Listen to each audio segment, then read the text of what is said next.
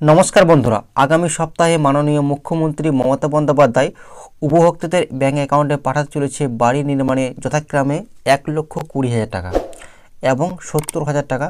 কোন কোন উপভোক্তা এই টাকা পাবেন? প্রায় 13,000 উপভোক্তারা ব্যাঙ্ক অ্যাকাউন্টে কিন্তু সেই টাকা পাঠানো হবে। ঠিক আছে, আজকের ভিডিওর মাধ্যমে কিন্তু সেই তথ্য আপনাদেরকে দেখাবো।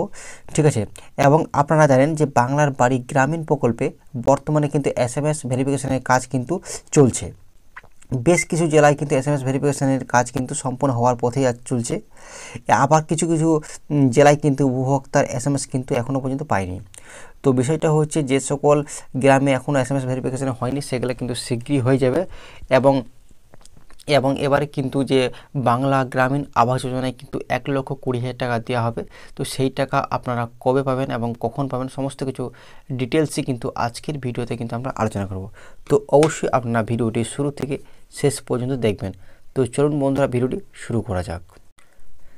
তো দেখুন বন্ধুরা, আজকের এই প্রতিবেদনে কি বলা হয়েছে। আগামী সপ্তাহে ক্ষতিগ্রস্ত বাড়ির টাকা দেবে রাজ্য সরকার। কি বলা হয়েছে?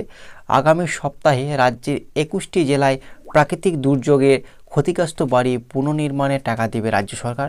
বুধবার পোস্টায় কথা জানিয়েছেন মুখ্যমন্ত্রী মমতা বন্দ্যোপাধ্যায়। তো আপনারা বুঝতেই পারছেন যে আগামী সপ্তাহের মধ্যে কিন্তু যে সকল বাড়ি ক্ষতিগ্রস্ত হয়েছে প্রবল বৃষ্টির কারণে ক্ষতিগ্রস্ত হয়েছে যে সকল বাড়ি, সে সকল বাড়ি কিন্তু আগামী সপ্তাহের মধ্যে রাজ্য সরকার কিন্তু ক্ষতিপূরণের টাকা দিতে চলেছে। তো চলুন কিন্তু আমরা বিস্তারিত তথ্য দেখে নেব পরবর্তী পেজে। তো দেখুন বন্ধুরা, এই জায়গায় কি বলা হয়েছে। আগামী সপ্তাহে রাজ্যের 21 জেলায় প্রাকৃতিক দুর্যোগে ক্ষতিগ্রস্ত বাড়ি পুনর্নির্মাণের টাকা দেবে রাজ্য সরকার। বুধবার পোস্টায় কথা জানিয়েছেন মুখ্যমন্ত্রী মমতা বন্দ্যোপাধ্যায়। এখনও পর্যন্ত 12,916টি ক্ষতিগ্রস্ত বাড়ি তালিকা তৈরি হয়েছে, যার পুনর্নির্মাণের জন্য 138.77 কোটি টাকা এখনও পর্যন্ত ধার্য করা হয়েছে। আগেই প্রাকৃতিক বিপর্যয়ে সম্পূর্ণ ক্ষতিগ্রস্ত বাড়ির জন্য 1,20,000 টাকা করে দেওয়ার সিদ্ধান্ত আগেই নিয়েছিল রাজ্য সরকার। এবার ব্যাপকভাবে ক্ষতিগ্রস্ত বাড়ির ক্ষতিপূরণ হিসাবে 70,000 টাকা করে দেওয়ার সিদ্ধান্ত নেওয়া হলো। সেই নিরিখে উত্তর ও দক্ষিণবঙ্গে মিলিয়ে 9,677টি বাড়ি সম্পূর্ণ ক্ষতিগ্রস্ত হয়েছে বলে তালিকাবদ্ধ করেছে নবান্ন। আর ব্যাপকভাবে ক্ষতিগ্রস্ত হয়েছে 3,239টি বাড়ি। সর্বাধিক বাড়ি হচ্ছে 4,171টি বাড়ি ক্ষতিগ্রস্ত হয়েছে। এর মধ্যে জলপাইগুড়ি জেলায়, ঠিক আছে, দার্জিলিং জেলায় হয়েছে 3,218টি বাড়ি ভেঙে গিয়েছে।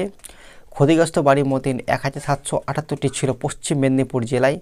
গ্রামীণ এলাকার ক্ষতিগ্রস্ত বাড়ির ক্ষতিপূরণ দেওয়ার জন্য বিপর্যয় মোকাবেলায় দপ্তরের তরফ থেকে টাকা দেওয়া রাজ্য পঞ্চায়েত দপ্তরকে।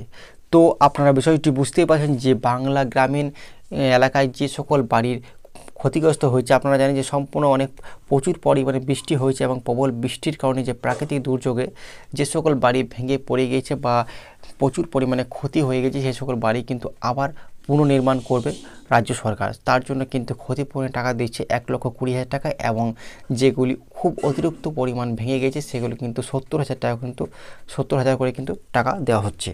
ঠিক আছে, তো আপনারা বুঝতেই পারলেন যে কোন কোন জেলায় টাকা দেওয়া হচ্ছে। ঠিক আছে, তো আশা করি ভিডিওটা আপনাদের ভালো লেগেছে। ভিডিওটি ভালো লাগে লাইক করবেন, চ্যানেলটিকে সাবস্ক্রাইব করে পাশে রাখা বেল আইকনটি প্রেস করে রাখবেন সবার আগে নতুন আপডেট পাওয়ার জন্য। থ্যাংক ইউ বন্ধুরা।